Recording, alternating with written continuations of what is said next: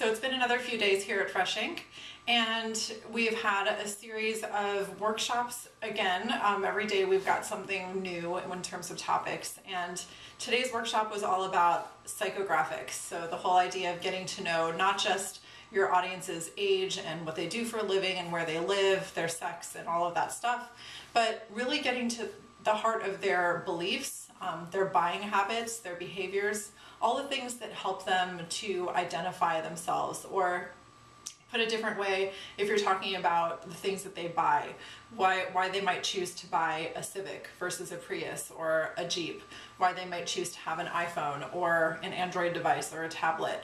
And all of these things get at identity refreshment. You know, why buying a Prius makes me feel even more like myself.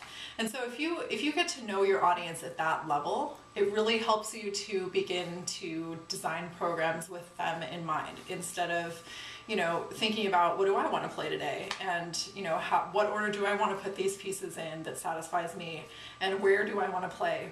Instead, you start thinking about, where does my audience go?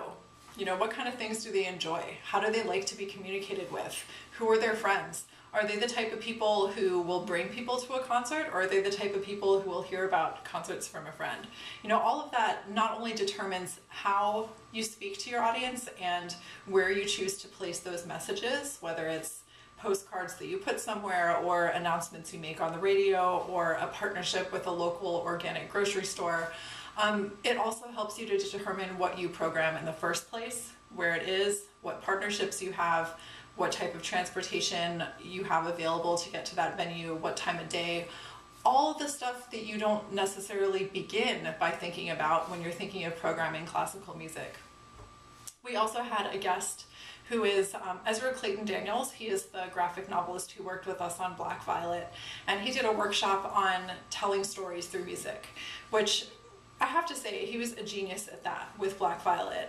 We recently did a workshop together at Concordia University in Ann Arbor, and I was amazed because it was the first time I had seen him speak in detail about the process that he used in creating the graphic novel project along with our concert series.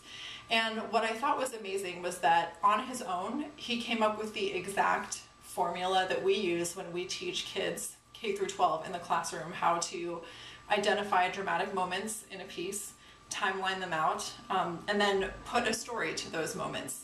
It was amazing. He did such an amazing job, and it really came through in the way that the final project turned out.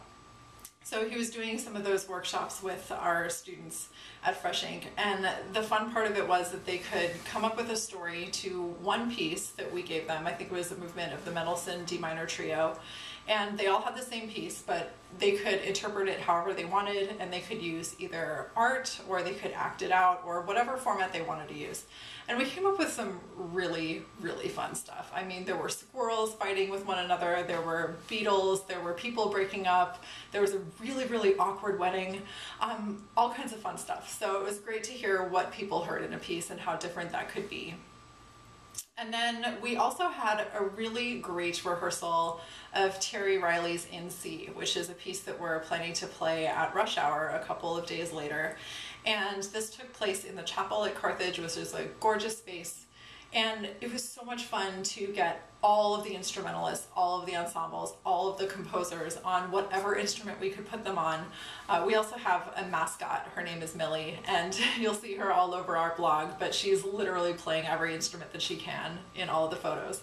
And it was really fun to just get to make music together. And I think one of the things that we learned very quickly about that piece is that it's as much about listening as it is about playing, that the piece turns out so much better when you take the time to stop, listen to what's going on, say something when you have the opportunity to say so, and then be open to the textures that are there when you're not playing. It's really, really a transforming experience, that piece. So we're looking forward to doing that at Rush Hour, which we did the following Tuesday. And, you know, it was a lot of fun to play there, honestly. We got to bring everybody to the space that we've performed at several times already. Rush Hour has done the most amazing job of building their series around the needs of their audience. And they have a very loyal following every week over the summer. It's a fantastic organization. And so we had a little workshop with Debbie Sobel, who is the maven behind Rush Hour. And she really encouraged our participants to look at the cultural world around them, outside of the circle of music. Just know what's going on. It's going to help you to really identify what to do next. And I thought that was really, really great advice. And then we prepared for the live radio broadcast. So, you know, I'm sitting on the side of the cathedral with headphones on with Dennis Moore, who is the host from WFMT, and, you know, sweating bullets as we get the green light to go. And it was just really great for us to all have that experience of going live on the radio, preparing for that, knowing how to do the set changes, and everyone did an absolutely stunning job.